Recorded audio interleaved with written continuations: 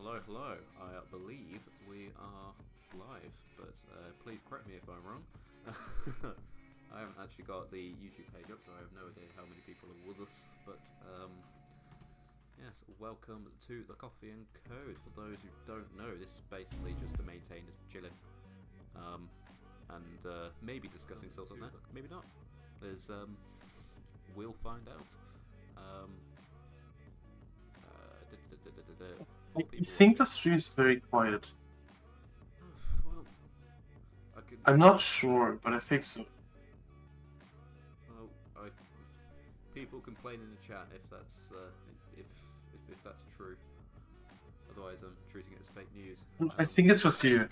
Yeah, it is. It had a bit of delay, so I just heard myself on stream, and I was fine, but you're very quiet on the stream.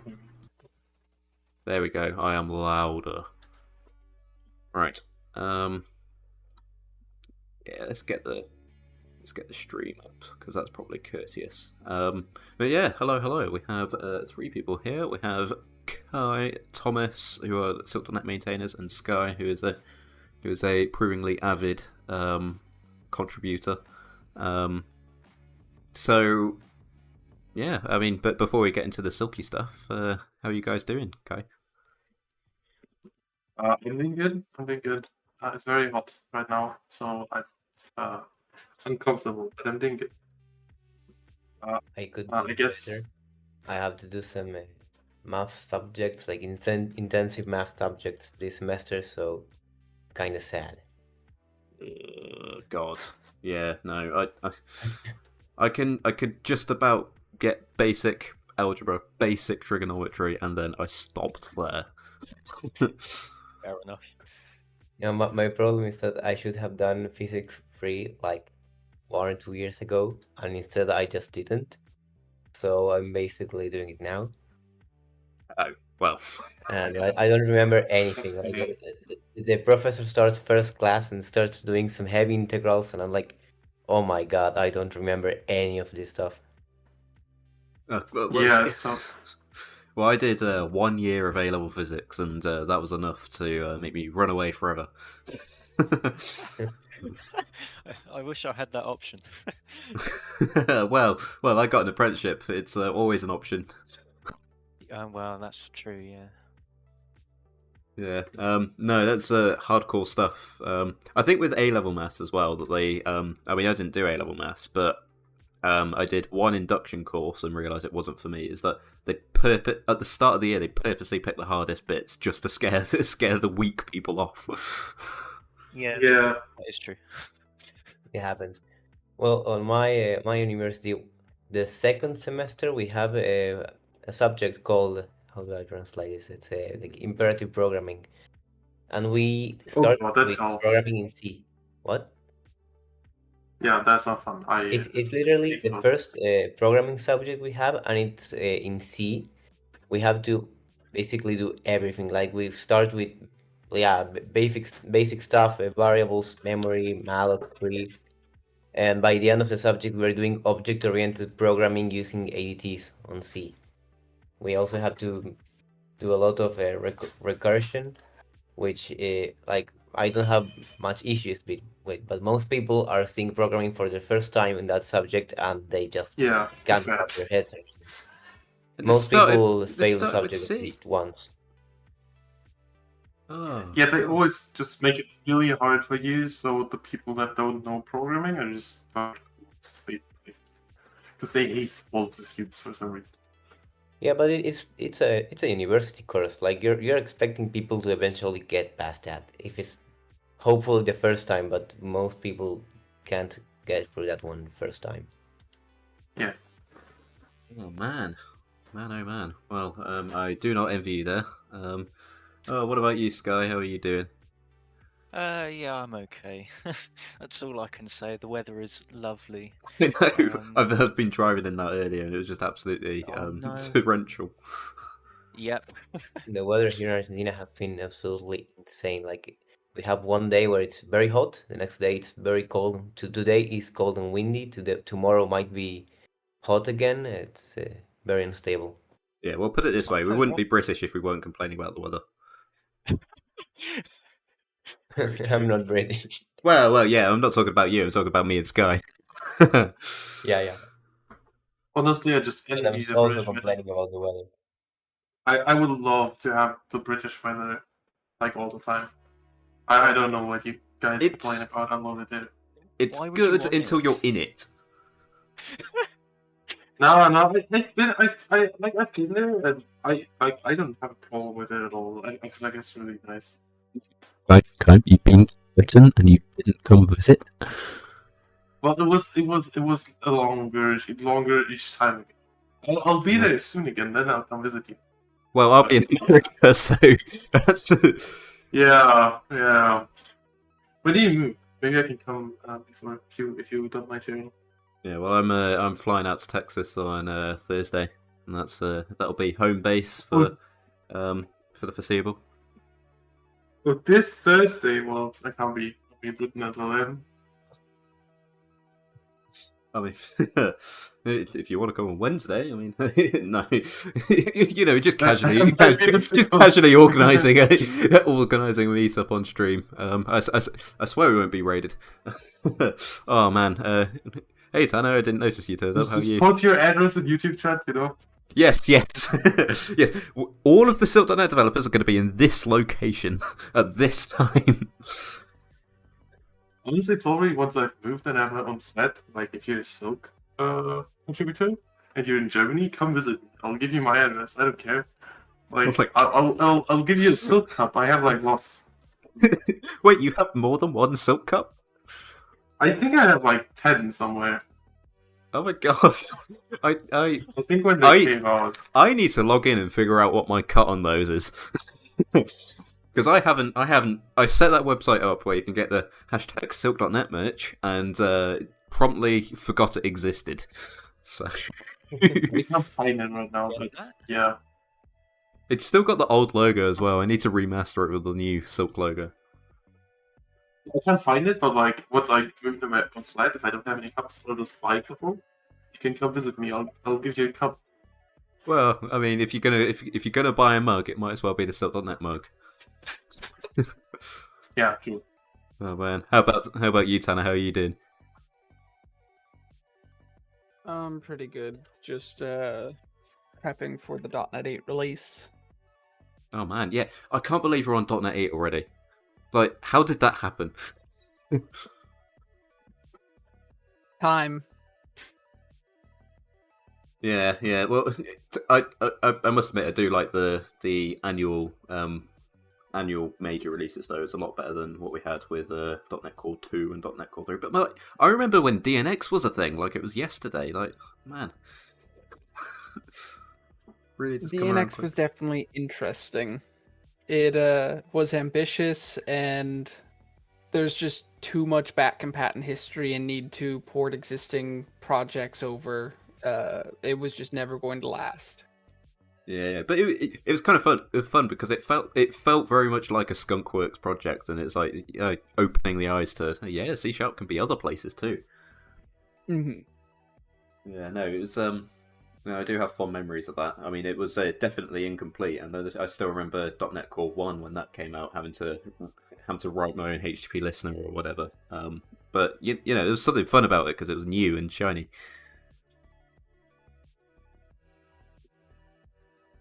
Yep, and then we went and broke everything, and well, we unbroke everything by bringing basically all of the APIs back. Yes. Yeah, but I mean, it was kind of great because that was what kickstarted everyone moving over to .NET Core. I mean, I remember .NET Standard 2.0 coming out, and that was revolutionary. Yeah, it will be interesting to see how Rust ends up lasting long term, because like part of the thing for .NET Core 1 was trying to get rid of our legacy CRUD, revamp it in ways that we could without being too breaking, and really minifying the standard library there. But of course that didn't work for us. We had to bring everything back. But for Rust, they're trying to stay very much on the minimal standard library, get everything from third-party packages path, and they don't have the back compat. So it'll be interesting to see if they're able to keep that, or if they're going to end up finding out, you know what, we really do need to provide all this crap in box. Yeah, I did see. I think it was the last RustConf. There was a talk from I think Josh Triplett, where he was talking about the whole standardization process and how they decide on APIs being in the standard library. And yeah, their approach is very much, well, yeah, if the community needs it, they'll come up with the right answer, and then we'll just bless that with the standard library treatment. And while it's more time consuming for everyone getting access to the right way to do things, it is an interesting way to go about it. I have to say I'm a big fan of like sort of many of the newer languages doing this like minimal standard library thing, especially like Rust or like Zig that have like super like it don't have dynamic linking or like not as like a first class thing like C#. I think it makes a lot of sense because they can just like compile everything together and you can just like get things the way you want them.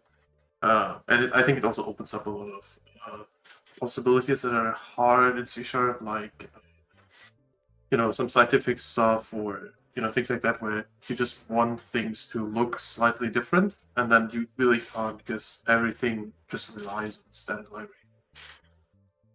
Yeah, I mean, C++ went that route, and then the answer to every single Stack Overflow post was just use Boost.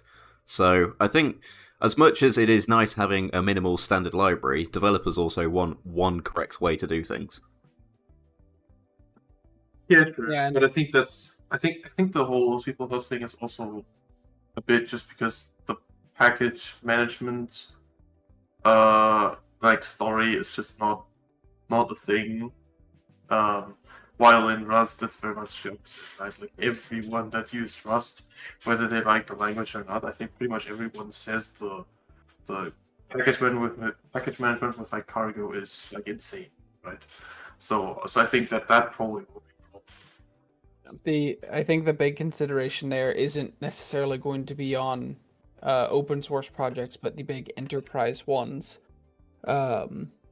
You end up having the problem of there's 5 different competing packages which all provide, for example, a basic networking stack.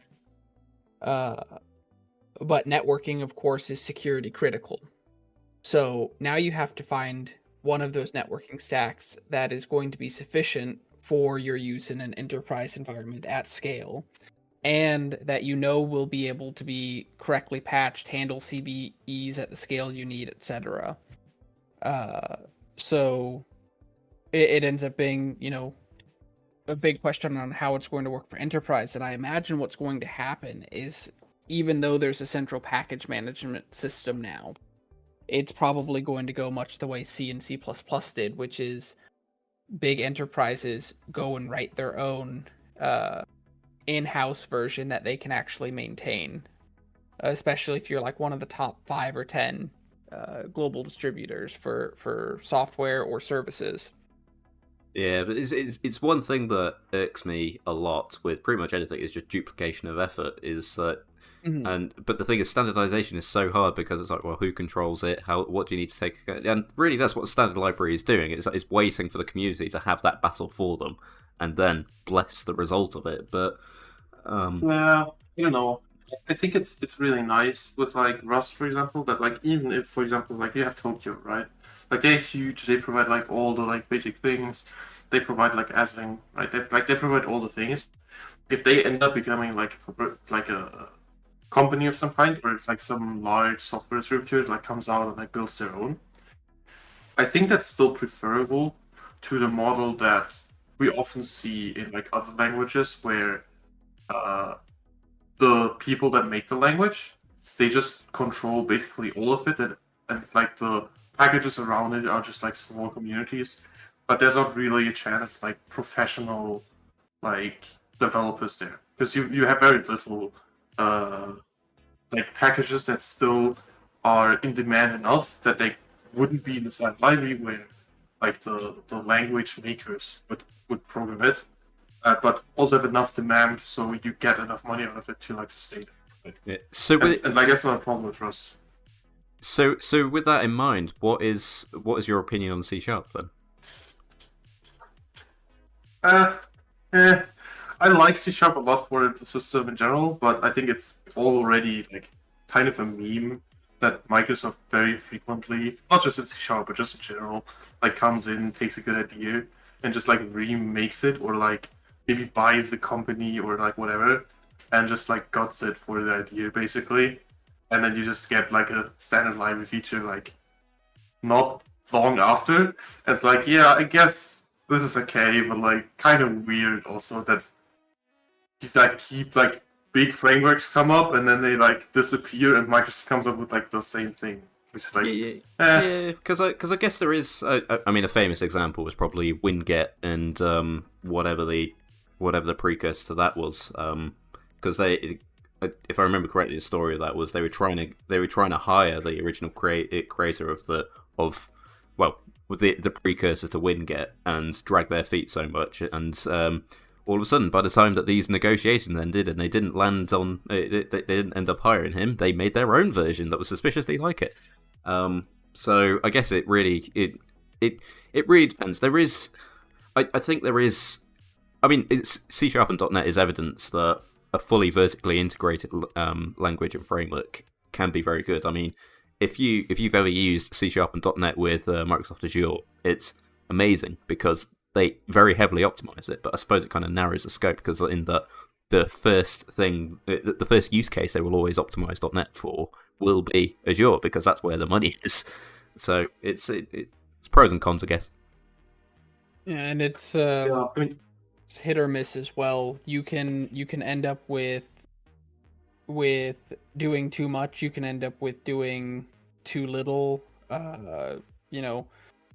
None of our UI stacks are particularly amazing. Lots of people are going towards Avalonia instead, just because WinForms is getting updates. WPF is getting some updates, but it's been in that limbo state of trying to get those tests online for a few years now. So people are just going to Avalonia instead. And then you've also got WinUI and Maui and Xamarin Forms and everything else. You got like 6 different competing UI stacks where that's not good.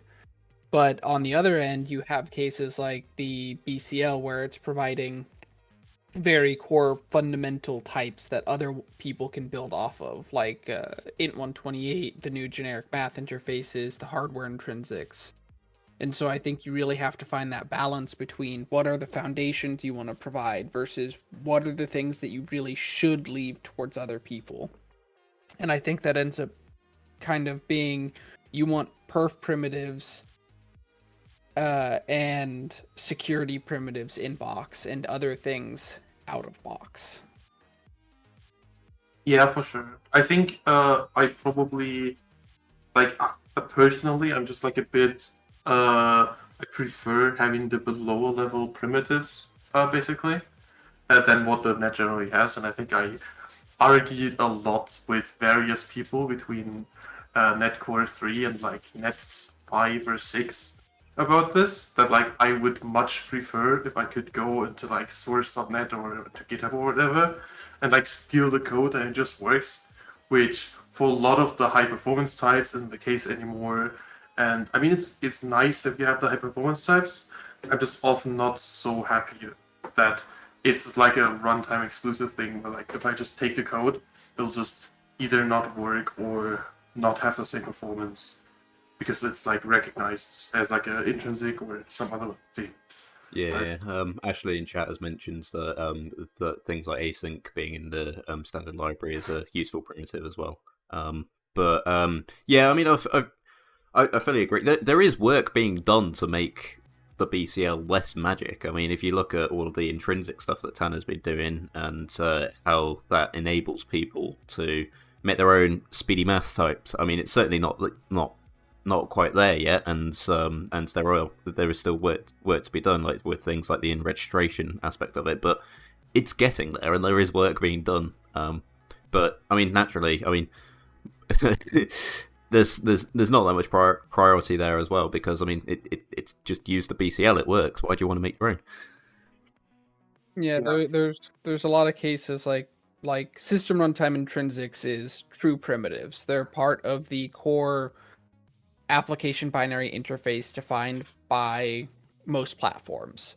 No one else could provide them. But then things like system numerics vectors for vector of t, vector 2, 3, and 4, matrix, quaternion, plane, etc., those were made intrinsic back in .NET Framework days, but but they're fundamentally user-defined types. They're not primitives. And so those are a good example of, well, here's magic that only the BCL gets, and that shouldn't be the case. Anyone should be able to get the same magic that those types get. And the biggest problem with doing that is just the risk of breaking or harming performance for existing user types, just because how it operates very much depends on how it's used. A lot of people who are just getting started with vector types treat them like regular structs, and so they'll go and modify a single element directly, or they won't consider the impacts of doing 4 different operations is actually more expensive than doing it as one vector operation. And so the risk of us going and enabling the what we call type SIMD recognition everywhere is that we will end up massively regressing many other people's scenarios, because you'll get the in registration and then you'll end up getting a bunch of extracts or shuffles to move the elements around, do the scalar operation, and then move it back into the right position. We've made a lot of progress towards recognizing the patterns and improving those, but we're still not quite to the point where we can just flip the switch. And it might honestly be better if we go with some kind of opt-in approach where we have this functionality, it's general purpose, but it's opted into users for their types via some I am a vector attribute, but with a better name. Yeah, I think that the BCL has vector types and has like quaternion and things like that is just also kind of the reason why it still hasn't taken that long, but it has taken quite a while for like this work to start and then like go anywhere. While if from the start the idea would have been we want vector types in BCL, but we don't want to do anything special, then I feel like there would be much more pressure, I guess, on finding a solution there. Versus now it's like there's like a handful of users that want to make their own type, and like it's a cool feature, but not so necessary.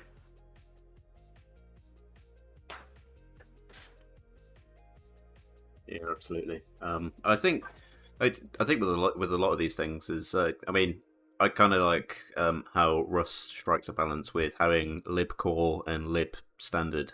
In that core is the fundamental language primitives. I think .NET C# is very unique in that it doesn't have a language core library. It's just all the BCL. Like if there's a type that is required by the language specification, it is in the BCL and not in some other library that is just the fundamentals to make the language work.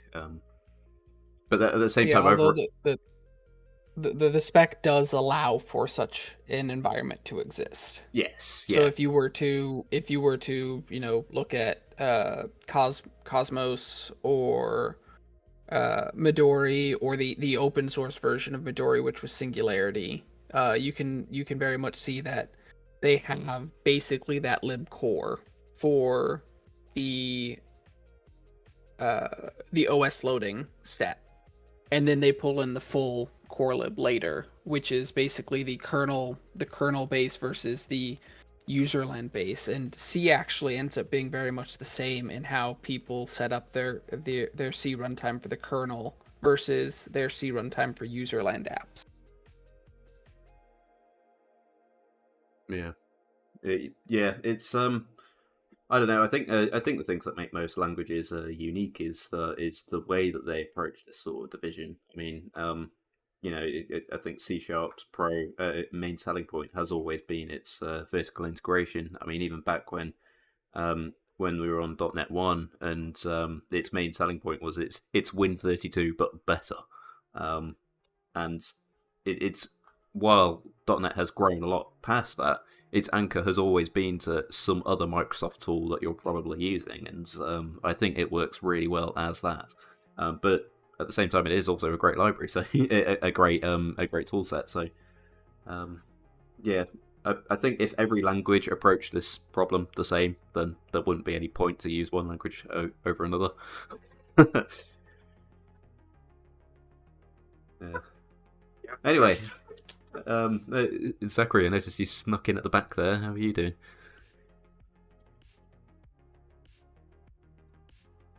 Howdy. Yeah, I'm just listening in. I've been using Silk for side stuff, but nothing major yet. That's cool. Well, it's a hell of a first coffee and code to catch. So obviously, the last coffee and code we were discussing the sort of structure of Silk.net 3.0. Now that a non-zero amount of effort is going into the development of 3.0, finally, because we do need it. So we were talking about the package structure last time, and I think we landed on some pretty good ideas that will be formalised in a proposal at some point. And this one comes off the back of a I wouldn't say heated debate, but some extensive discussion around how we approach unsafe versus unsafe in the library.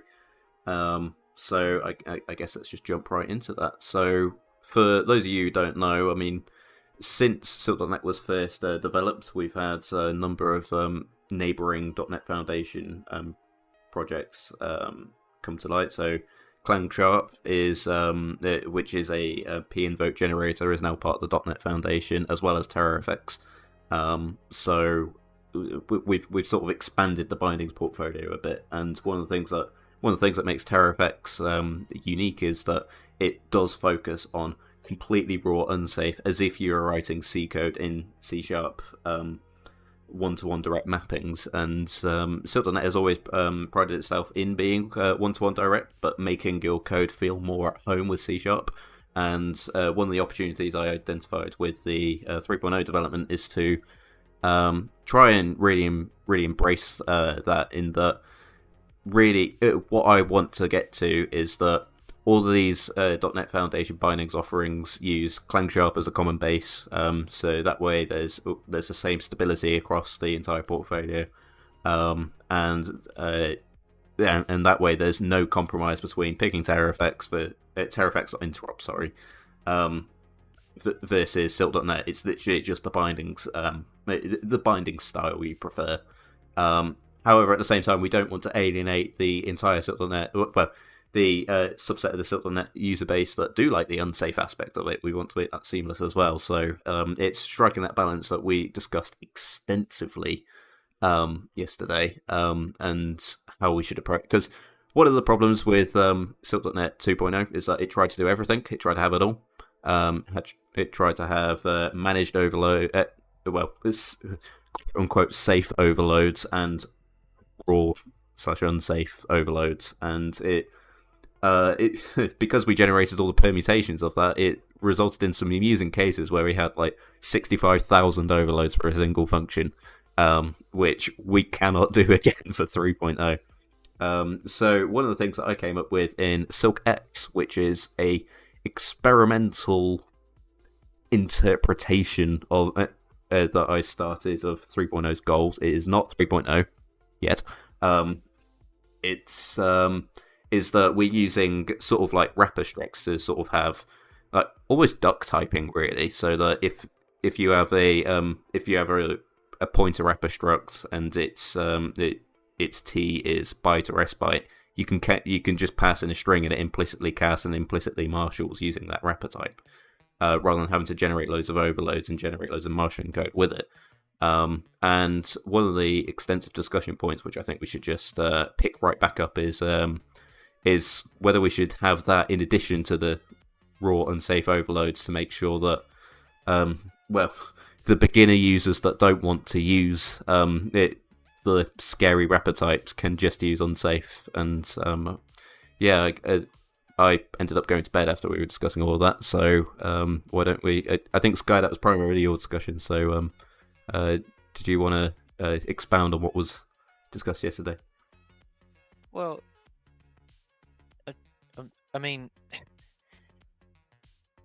I don't really know, because I came in a bit late, so the pointer types that I didn't really understand too much about them. But yeah, I still very much think the concept of using those sort of types may cause confusion to some users, especially those who are new, and they see the types and they sort of go, I don't really know what that is. I was just expecting an array, and so I've sort, so that was the point that I was making yesterday. Was instead of doing that, it's just kind of, it's either unsafe and then just an overload that takes an array, and then that's it. Which I know you said that was done in version 1.0, and there was some problems with the style of overloads or something like that. But on a personal level, that's what I prefer to use. It's just, there's no custom types. It's just unsafe or array and potentially a span as well, and then that's it. And then it's obvious to the user. And yeah, there's some drawbacks, but yes. So I suppose to give some context to what we're going to be talking about is so I've actually got a rough demo of the generation pipeline working. So this is invoking Clang Sharp, feeding the raw bindings into Roslyn, and then modifying them to make them safer and silkier. And we haven't got the pretty names yet. We're still raw names, but we've started investigating the use of wrapper types.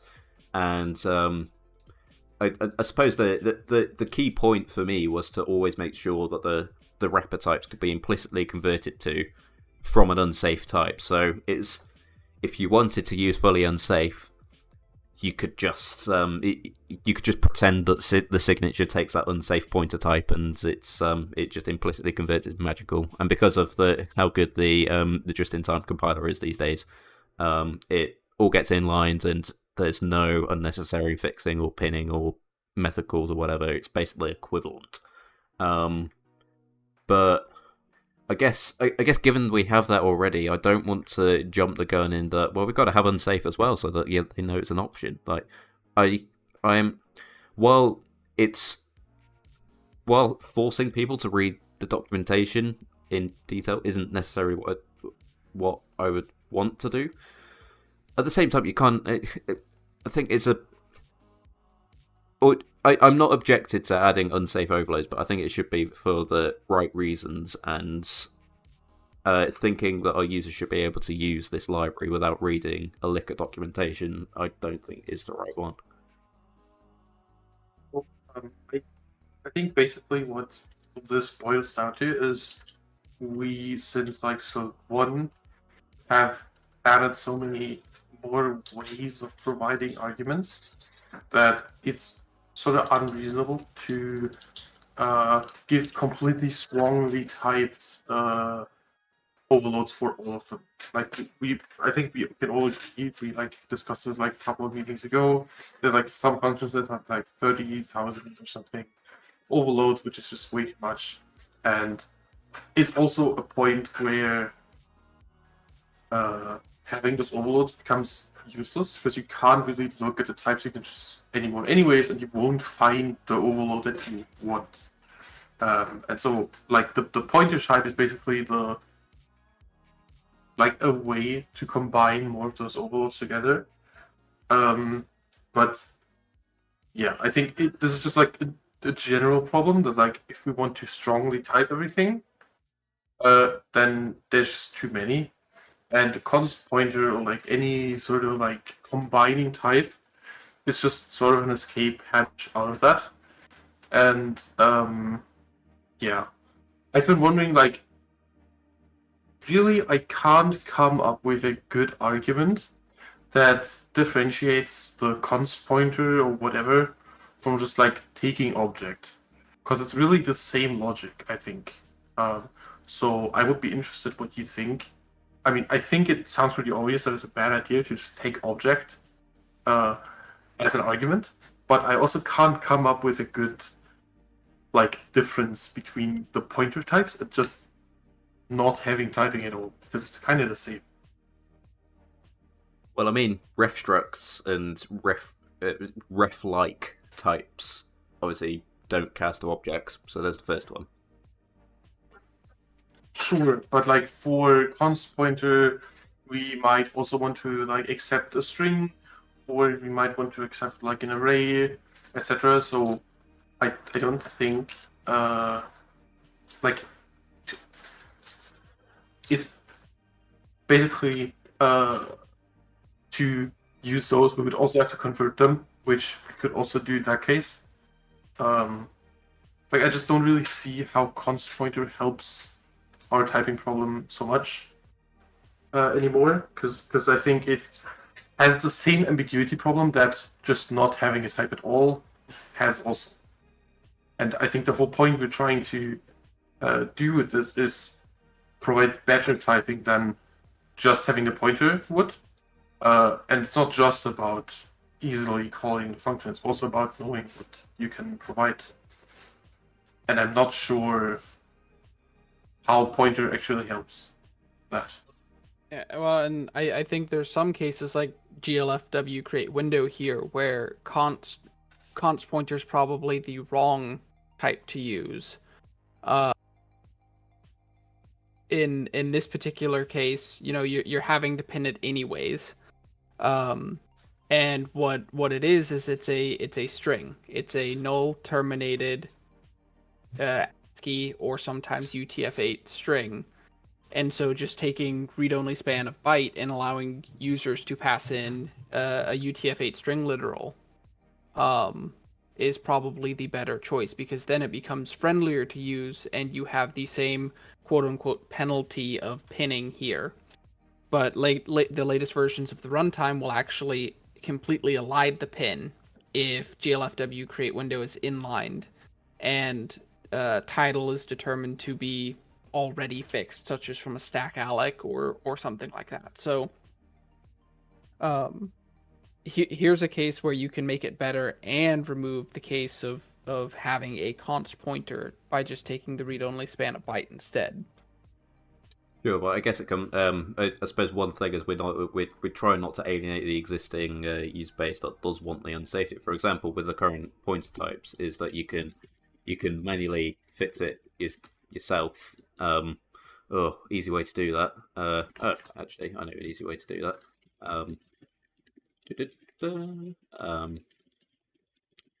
And that I'm sure that has some problems, but oh well. But if you wanted to do that, you can. Well, okay. You can, I swear. And it just implicitly casts. And I guess the main thing from a portability point of view is that if you've got some code that is fully unsafe, back when we had terrible overloads in Silk 1, it just ports forward. I guess we are trying to be Silk in that we're sort of flexible to however the user wants to use it. And I suppose that's always been one of Silk.net's benefits, is that we've never forced our users to use safe managed stuff, and I think the user for the users that are using unsafe has always respected that. So it's whether we do want to decide on what the correct usage of our library is. So the way I do this in ClangSharp itself is ClangSharp has basically 3 layers to it. It has the absolute raw APIs, which are one-to-one with the underlying native signatures. It then provides in a separate mechanism basically a few wrapper types, such as CX cursor, and then it provides instance methods on that, which provide the quote-unquote safe and .NET friendly versions of the C interface. So, if it's an API that takes a CS cursor as the first operand and it's functionally operating like an instance method on that, I'll throw the API in there, it will take span, etc. That way, users who want to operate in a more .NET object-oriented manner can, but anyone who wants to work with the raw and safe API still can as well. And then, of course, I've got the highest layer, which is built on top of that, which is the one that tries to mirror the C++ surface area for Clang, which is more just of a nicety thing from the perspective of like, let's remove the interop aspect altogether and give you what's more similar to a properly usable API surface that allocates and doesn't worry about any of that, and is extremely friendly to use. And you could imagine doing a similar thing in Silk. You might not have wrapper types like a GLFW window type that has instance methods, but you might still have a raw interop bindings version that's in one static class. And then you have a second package, which is basically the friendly API overloads, which references the raw package and calls those. And then users who want the raw, they want the absolute perf, they can remove all the middle layers and use it directly. But the users who want to use a mix or want to have the, they want to be able to pass in string literals or arrays or spans and just get it all handled for them, they have that other package they can use. Then you don't have to worry about overload resolution conflicts. You don't have to worry about breaking changes across them or anything, because you just have you have those two very distinct boundaries for the distinct cases that you want to support. Yeah, that's kind of what I was trying to suggest yesterday as well. And I think that's I quite like that. In terms of, just from a usability point of view, because for anyone that wants the lower level unsafe stuff, then it's pretty much no different from the C API. But then there's the high level one, which takes in arrays and strings and all that sort of stuff, and it allocates and does everything that, to make it nice and safe for the user. And it's somewhere in the documentation would be written that, there's an unsafe version of this as well, that doesn't do all of the extra allocation and stuff. But for most users, I don't think they'll be that bothered. I think they'll just want to take a string or an array or whatever and just pass it in, and it does all the stuff, and they don't need to worry about the underlying code and whatever. Yeah, I don't want to. Oh, sorry. Sorry. I don't want to derail this, and hopefully, but I have a question. I haven't actually used TerraFX. I'm under the impression, keep in mind I haven't used TerraFX, but I'm under the impression that TerraFX has the bindings around OpenGL and Vulkan as well as Silk, so there's overlap there, right? And isn't TerraFX designed to use the unsafe? Or is this conversation kind of? I guess what I'm trying to ask is this conversation kind of trying to decide the design of Silk to fill a different niche than TerraFX? They're not quite the same. So TerraFX doesn't provide OpenGL. I mostly consider OpenGL. Well, I personally consider OpenGL like deprecated. Basically, there's a lot of things I don't like about it. I plan on never using it myself, so I'm just not planning on ever providing it. I do provide Vulkan and DirectX bindings for 11 and 12 though. Now, one of the big differences between the raw bindings that Silk provides and the raw bindings that TerraFX provides is TerraFX is literally one-to-one with C. So you get the underscores, you get the all caps naming, you get all of those terrible potential conventions. You'll get an enum that repeats its name for the members inside of it, and the way you get rid of that is by using a global using static. That way you can write your code more like you would in C. So it's basically as close to include Windows.h or include Vulkan.h as you can get in .NET. Whereas Silk is, and I'm not sure if Silk is changing for 3. I'll let Perksy comment on that, but it's had raw bindings and it's had friendly overloads for bindings, but even for the raw bindings, they're not quite one-to-one. There's been some creative differences in how the naming goes. So, they'll correct the casing of it. They'll remove the underscores from the name and things like that. So it will look more like a .NET API, even if it is unsafe in taking the pointers and everything like that.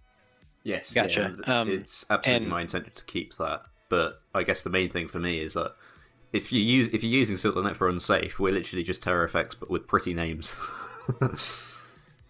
Yeah, I don't.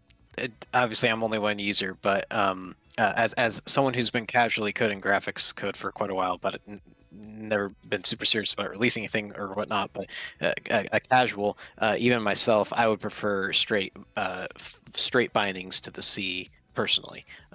So I don't know how much another one opinion matters, but that's my opinion. I actually prefer that. Yeah, I think the split is probably 50-50 on people who want want some C-sharpy names versus people who want completely raw names, and that's why these two libraries exist. I mean, TerraFX is completely as you would want it, as you would use it in C, and C# is always it's for those people who want something a bit silkier to use.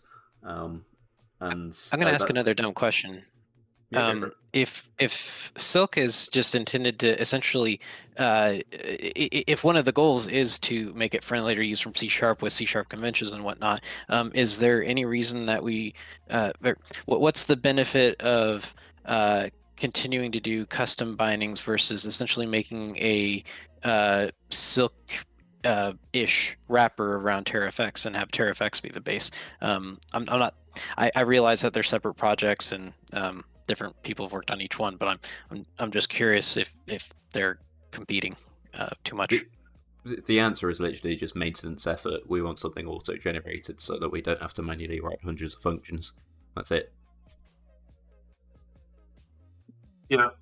So I think it's not so difficult for us to make raw bindings, and it's probably also not so difficult for us to make fully managed bindings. I think the difficulty is mostly where we mix them. So, for example, it's very common, I think, for people to when they write lots of code that interfaces with Vulkan, or I guess with OpenGL. I'm not an OpenGL expert, but I would assume it's similar. That they might get back pointers from things where they might get an error string. I don't know, things like that. And then they want to store those in normal C# code. So I think what's very common to see is something like an int pointer array. And I think that's where it gets hard for us to make the functions, and that's ultimately where all of the overloads came from in 2.0. Because we want to support cases where you have that array of int pointers, because the pointers are unmanaged and they came from some other API, or they came from wherever, basically, usually from the same API, or maybe from another model parser you use that's written in C. Doesn't really matter. So it's an unmanaged pointer, but then we don't want to force you to do even more unmanaged code, and we want you to just have that in a normal C# array. I think that's where it gets hard.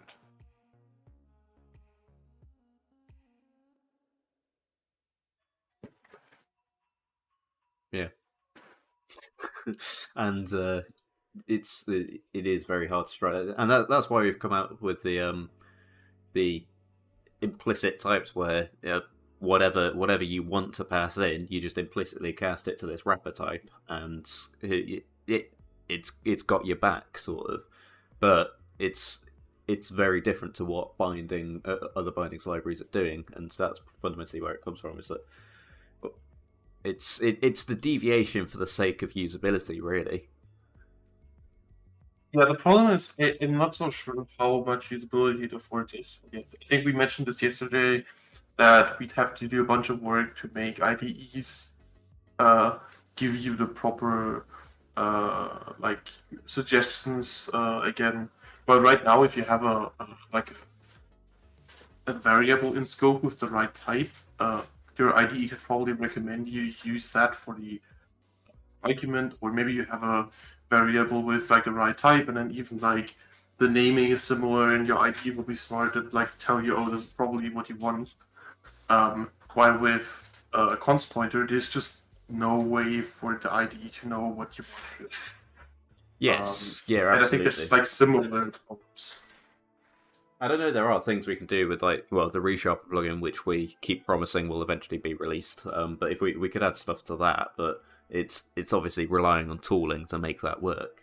I put an example that Carl, you actually came up with years ago for 2.0 on how it's not uncommon for our users to mix and match the different the different overload styles. I've put that in the voice chat, text chat.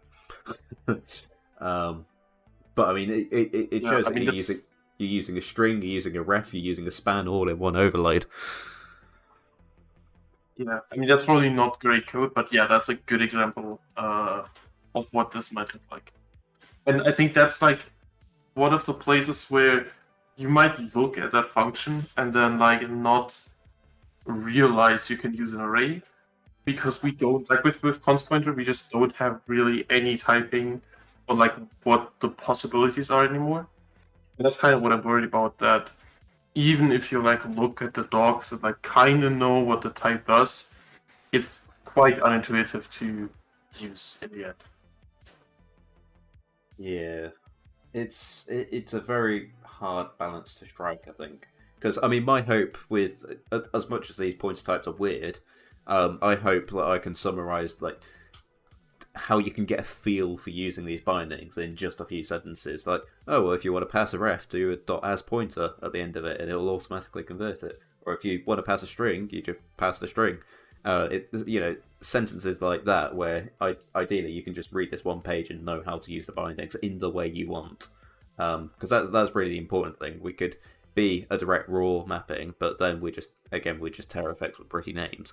The whole point of Silk.net has always been to use to interop with native the way the user wants to. Yeah, I'm wondering whether it's worth the sacrifice we're making here for the couple of functions that we generate way many overloads for. Because I think ultimately the current system with just lots of overloads works really well for like most of the times. I mean, IDEs still die no matter what. Even if it's just over 10 overloads, and it starts becoming an absolute nightmare to know what you're doing. Probably less even. It starts becoming a nightmare to figure out what do you want actually pass into this. I don't know about Visual Studio or like VS Code or something like that, but I'm pretty confident that if you like, as soon as we type in the first parameter, the writer can eliminate all of the other overloads already, because you've essentially given the first type. And so as you keep putting in your properties or your parameters, it'll get progressively better. Of course, for some functions it's still unreasonable, but for something like enumerate device extension properties, I think the system works really well. Because like, yes, there's like lots of overloads, but it's not so many that it would be a problem. And it is in the end fully typed, which is just, I think, better across the board for like all the tooling that exists, as long as it's not too many overloads. So for most functions, I feel like this is kind of okay. Yeah. So I don't know. The thing I struggle with is maintenance effort. Is that we either have to codify when that point is, which we can do, but also it's and documentation as well. I mean, we have never had an API reference, primarily because of the amount of overloads that we have. It's an API reference becomes pages and pages long, and if you writing some, like I think writing some extra code to generate a nice API reference that like somehow combines this is much easier than trying to teach Rider how to generate all the possibilities with like pointer types. I mean, I would probably disagree there, primarily because I've tried both. But it's I really don't know. I personally think the thing is with the pointer types is that it's only that initial curve where we're going to have any impact. Once the user has read that initial paragraph on our website and it's saying how to bind, it's we're past it. And yeah, we can mix and match, but also it's an inconsistent experience. And once you've hit a function that would have otherwise generated thousands of overloads, you're going to have to learn it anyway. Yeah, I don't know if it's so easy to just say, like, you have to read this. Because I would love to talk to, I haven't really looked into this. Maybe there's some documentation somewhere. I don't know how the BCL does it with span and read-only span, because I think it's the same thing we would be doing basically. Like, you just introduce some type that, that combines multiple other things and you can use in new APIs. But I think it's not so easy to just say, well, once you've read it once, it's done. I think even now, after I've used span for probably thousands of lines of code, I still find it not that intuitive to use. I know what it does, but it's still not the same intuitive experience that you would get with an array. It's obviously worth the trade-off, but just seeing the type is, I think, easier, and it's also easier to copy for using in your own class. And often you have things where you have code refactorings that say use the same type on the inside, things like that, where it's often easier with just an explicit type. But I would have to look up I don't actually even know what the current state is in BCL, whether they want to only use span or whether they still do array and span. I'm obviously not a BCL developer, but the spans are a relatively trivial case because the same implicit operations on regular span are also applicable for read-only span, and likewise a read-write span implicitly casts to a read-only span if you want to use it that way. So the usability trade-off is a lot less there. Yeah, but it's the same that we would have, right? Const pointer and normal pointer will basically totally cast down. So I think it's very similar, just more types cast to our custom pointer type than cast to span. Yeah, I guess the main thing for me is that no other bindings library has as many overloads as we do, and that is not a good label to have on Silk.net. Sure. But I guess so. This could be another way to do it. I guess could we not just accept span everywhere? So it's pointer or span, because that would also be valid basically everywhere. What about refs? Well, you can make a ref into a span technically. Oh yeah, sure. We can add an extension method. We can add an extension method to do that if we want to help. Which we would also have to do. What about multiple? Yeah, and we would also have to do that for. What about multiple interactions? Yeah, I guess that's the hard part, but that's also the hard part for pointer types.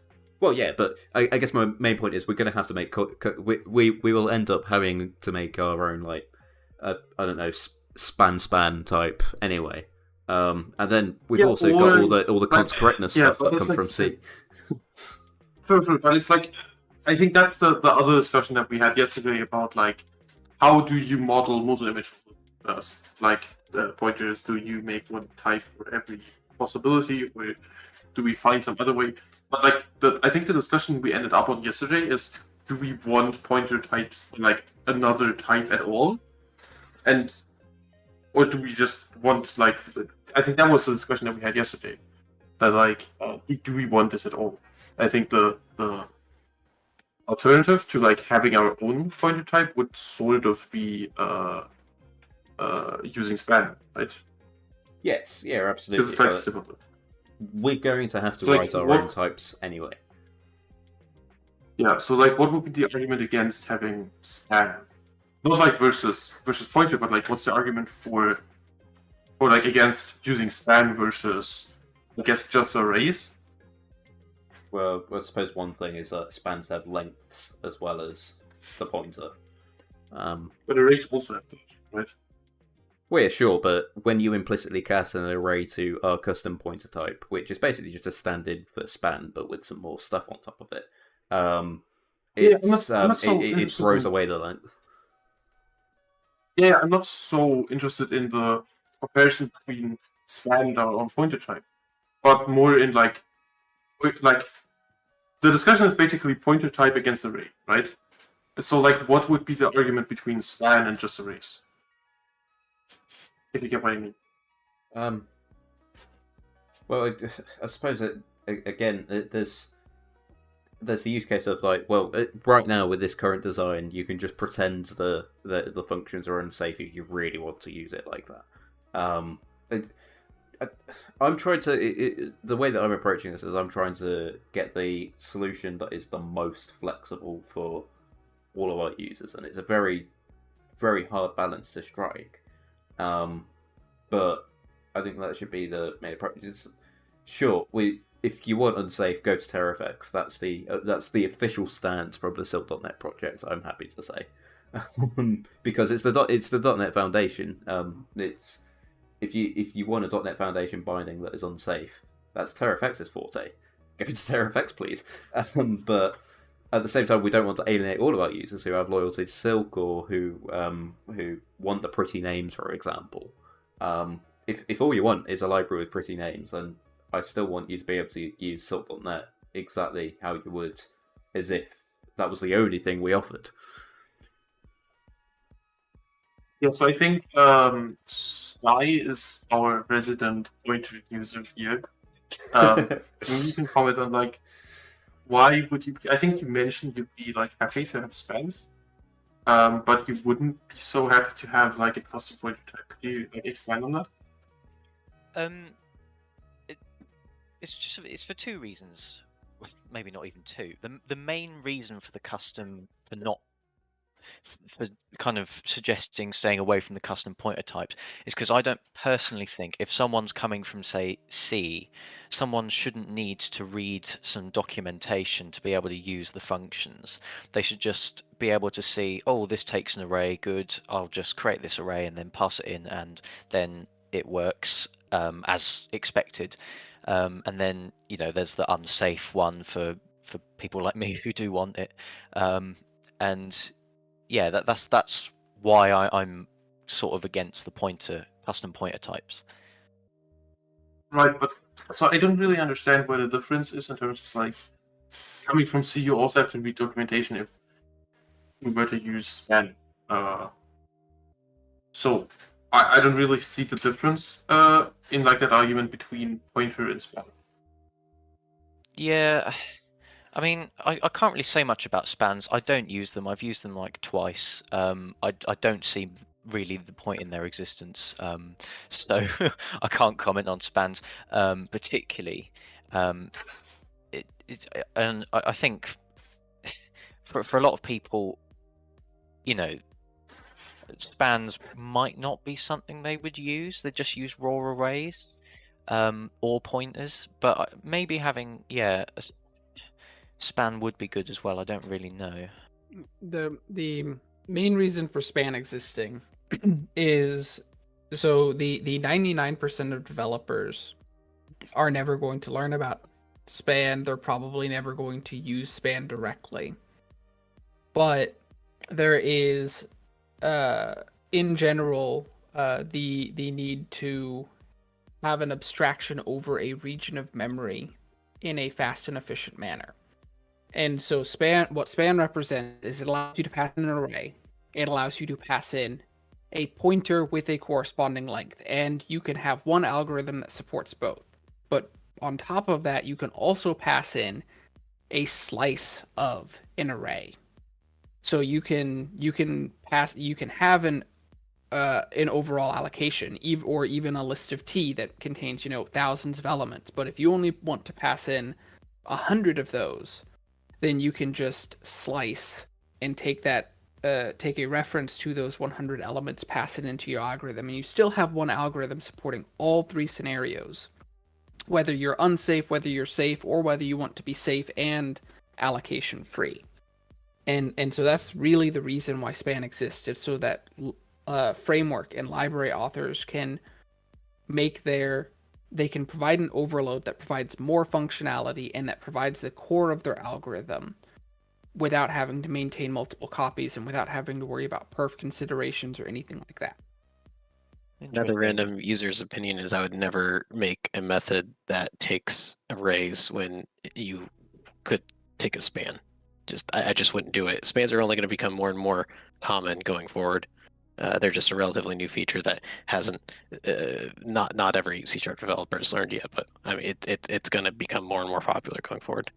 So the big issue on why you want to still continue providing both array and span, there's kind of two parts to it, and it really depends on what kind of scenario you're in. So CLS compliance isn't really that much of a thing anymore. It's the concept still exists, but the actual attribute isn't correctly tracked anymore. The BCL still cares about CLS compliance from the perspective that the original intent of it was to ensure that any APIs we expose in the BCL can be used from basically any language. Span is itself a very special type. If CLS compliance still existed, ref structs and therefore span would be considered non-compliant because they are not usable from every language. So that's why the BCL still provides array and span overloads. Now, even on top of that, you still have this other consideration of span is a relatively advanced concept. It is both simple in the fact that it's just memory, you're just taking a region of it and tracking it, but the advancedness comes from it being a ref struct, and ref structs having extreme limitations on how they can be used, both because they can track an interior pointer to the GC, but also because there's limits on how they can be used and passed around. For example, if you return a span and you're passing in a ref, there's a lot of things that will suddenly become illegal to do. The compiler will stop you because now you could be accidentally capturing that span outside the lifetime of what that ref is supposed to live around. You can't store it on the heap, you can't store it in a class, and all these other things that just make it a very advanced concept that many users don't want to and shouldn't deal with. So unless you're in a domain where that's the expectation, you really want to provide both. Now, what I would say is that game development, especially if you are directly interfacing with Vulkan, OpenGL, or DirectX, and you're not using something like Unreal, Godot, or Unity, and you're writing your own engine, then you're already in this kind of advanced space. And so providing only span makes sense in that area because you're already dealing with these concepts that are unsafe. You're forced to deal with memory management to interact with the GPU. You're forced to deal with your own lifetime management of resources for anything that you're tracking between the CPU and GPU. And you have to even deal with timing requirements and things that the 99% of developers out there don't even have to consider.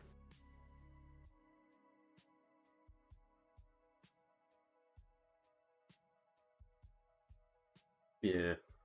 Yeah. I don't know, do you by chance know what like the I guess stands for like high towards oriented APIs I guess is in like BCL? Like is it just span, or do they still use span and erase? For basically any API we expose in the BCL, because it's the BCL, we basically provide both a span and a array overload. And that's because we want to make sure that F# can use it. We want to make sure C++ CLI can use it. We want to make sure VB can still use it. There are some notable exceptions in niche APIs, intrinsics primitives, or things like that. Interop and memory marshal primitives, or things where you have to deal with raw pointers anyways, and where there's already not going to be an expectation that any language can use it.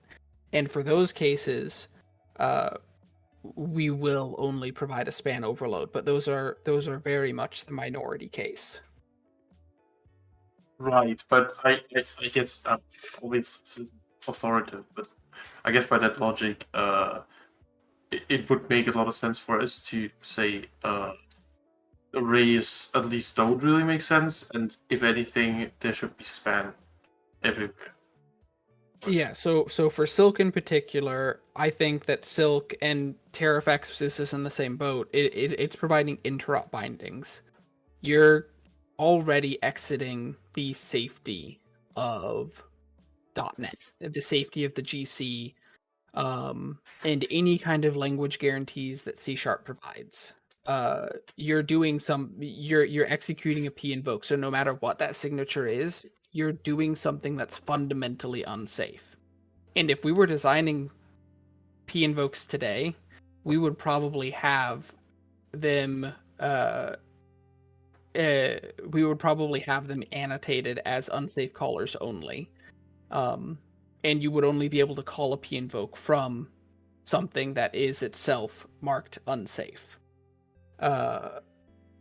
And so I think in that context that providing just span overloads is fine, but that's also why for TerraFX I went with the approach of just provide the raw bindings, and if users want to write their own minimal wrapper over it for, like, I've got this API where taking in a span makes sense because I do it everywhere, then they can just write that minimal helper themselves. Yeah, I think that makes sense. Yeah, I think maybe someone disagrees. I don't know. I think my conclusion would be that span definitely makes sense everywhere, and that maybe we want to have our own sort of span-like type, but that has a little bit more unmanagedness, but that maybe handles multi-dimensional things a little bit more, or a little bit better. But I think in general, it definitely makes sense to have something like that. Because it just, looking at the rest of the ecosystem, it would just make sense. My bad.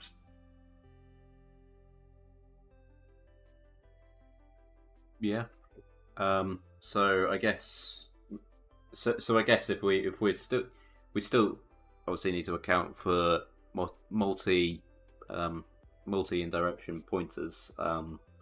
So I mean, if we were going for the span read only span route, we still need a span, we still need a span read only span, we still need a read only span, and whatever, and that's just 2 dimensions. Then we go into the 3 dimensions to keep that const correctness that or if you just want to completely ignore const correctness, I mean, we can and make things a lot easier for ourselves. But I think having const correctness is nice. And I think we discussed this yesterday. I think it could make a lot of sense to just make a sort of weirdly looking generic type that expresses this accurately. But I think we discussed about it yesterday and that kind of got sidetracked. So not super sure what your thoughts are, just doing that. Oh, what, doing what? Sorry. Wait, let me just pull up the example. Yeah, if you can pull up the message here. Yeah. 1 second. I suppose in any case, if we're going the span route, then we are making an explicit decision that you can't use raw pointers. because, or at least not without manually casting them to a span or whatever other multi-dimensional span type we make. Yeah, so I think I think the idea would be that spans directly supersede pointers. So, The only case that spans don't cover is not having a length. So in cases where that would make sense, I think pointers better. okay. So you're content with shutting off the users that do want to use unsafe. Not necessarily. So I guess that's the main point, is that if we're going the span route, yeah, that sounds great. That sounds like a very good decision to make from a high level perspective. It's the existing users who want our pretty names, but are still using raw pointers side of things. With with the current design, you can still do that because everything magically implicitly casts, but you won't be able to do that with spans, especially considering span is a type that we don't control, so we can't just add that stuff. And we probably wouldn't want that either for span, because span is a pointer and a length, whereas our current types is just a pointer, no length.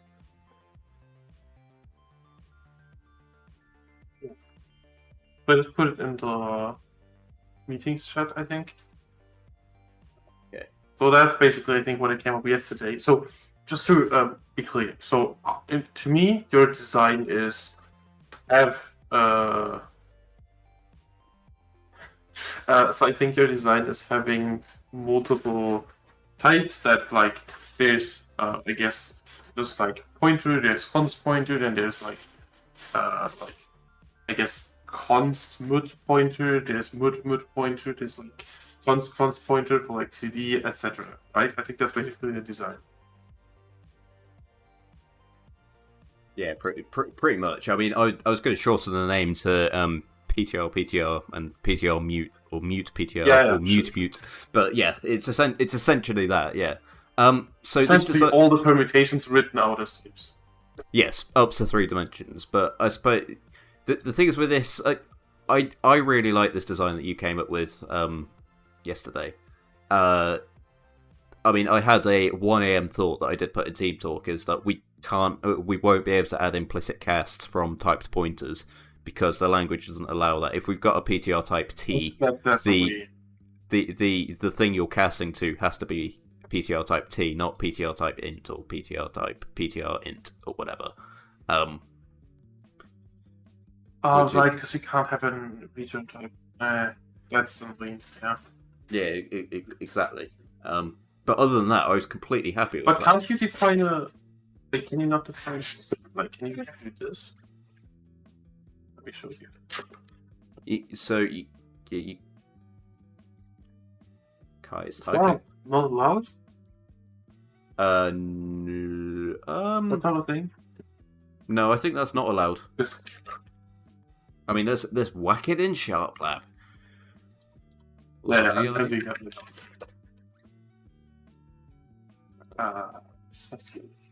Extras thing. Oh, sorry, I'm not screen sharing. I'll fix that soon. Yeah. I'm a bit too zoomed in for my own liking. I was trying to make it good for the stream, but unsafe. Right. Oh, the fucking tea. Oh, yeah, don't swear on the .NET Foundation channel. Yeah, I just remember also. Yes. Right. I shall share my screen. La-di-da-di-da. Right, we are sharing. Yeah, not allowed.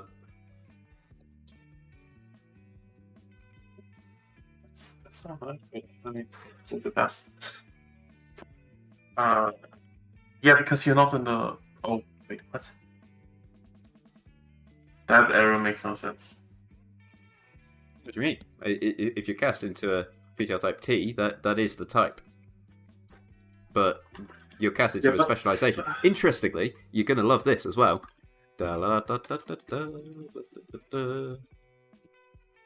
Oh, I thought that was a. Oh right. Hang on. What am I doing? Do I spell? Because you don't have pointers. Oh no, wait. Oh, I've got a syntax. It's error Sharp somewhere. Lab has it's all. Where the hell am I wrong? Yeah, just copy all the code, reload Sharp Lab, and put it back in. It'll work. Okay. You have to, yeah, that should work. Oh right. Okay. Yeah. But where T unmanaged. Other than that, that works. What is going on? Never mind. That Probably doesn't not. work. I'm a lie. I'm a liar. So yeah, either side does need to be PTR type T and not PTR specialization. Now, what you can do, I believe, is you can define that as an operator via a static virtual interface member. What? And then you can implement That's insane, actually. and then you can implement that explicitly. It won't let you do it That's very implicitly, smart. but I believe it will let you do it explicitly. And then I believe it works. Wait, But it might block it there too. There's possible in weird things you restaurants? can do that way. Yeah, and that's but Is yeah. it possible to have that in restaurants? Banner, do you know whether you can like do that and like can you do Like you It's can't sorry, I implement missed the question. interfaces. sorry? I missed the question. So are you allowed to have interface like static interfaces in restaurants? Is that possible? No, RefStructs can't implement interfaces at all. Yeah, so then we can't do that unfortunately. And while there's some things you can violate, there's some language things you can violate using around operators with in static abstract interfaces. You can't violate everything. Wait, Now, that's- if this were the only implicit operator you were defining, you could. it is. If it's the only implicit operator you're defining, then what you can do, and notably this won't work for same assembly, but it does work for cross assembly, provided that the language will actually resolve it during the lookup. And it might not, because it would end up finding pointer of pointer of pointer of T. But you can define an operator using the op_name and mark it as with the special name attribute. And then another assembly referencing that will end up looking at the IL metadata and thinking that it's a proper attribute, which is how you used to be able to bypass like the limitations around shift operators. So you could define your own, like shift operator that way. Okay, so I think we could probably make the implicit operator work. I'm not sure, I have to check in Shopland later, but that would take some time. So I think we could probably still make it work. Yeah. Okay. So I Yes. suppose we're at the point where we're at the hour and a half mark. Where do we go from here then? So I mean, I'm more than happy to continue down the road I'm already going down, and figure out after everything's implemented how usable it is. Because fundamentally, this is Silk X, this isn't Silk 3.0. I just want to propose ideas to the Silk.net team.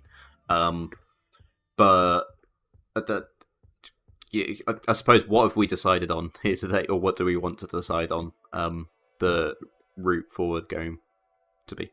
I mean, honestly, it kind of just depends on what you want to do. Because really, this is just me.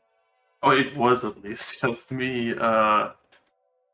Seeing that you wanted to like T4 generate pipes. I was like, yeah, there has to be a better solution. But it really depends on what you want to do, and I think this is mostly just like an idea that we have. Yeah, absolutely. Like, floating around. I don't like the idea of having 56 types. I think that's terrible. But at the same time, I'm happy to make that sacrifice in Silk in the core library for the sake of our users' usability. And I'm happy to continue down that road to figure out how much of an impact that is. But yeah, I suppose if this were to become real Silk.net 3.0, what decision would we want to make? I mean, Or do we not have enough information yet? So I can only say what I think, and I guess we would also have to ask Bailey. We can't be here today. So I'm a fan of having these types that are very pretty on the outside and are terrible on the inside, because I think that's good developer experience, and it doesn't really matter to us because we have to write this ugly code once that we don't really care. So I'm a fan of doing this, but yeah, I don't know.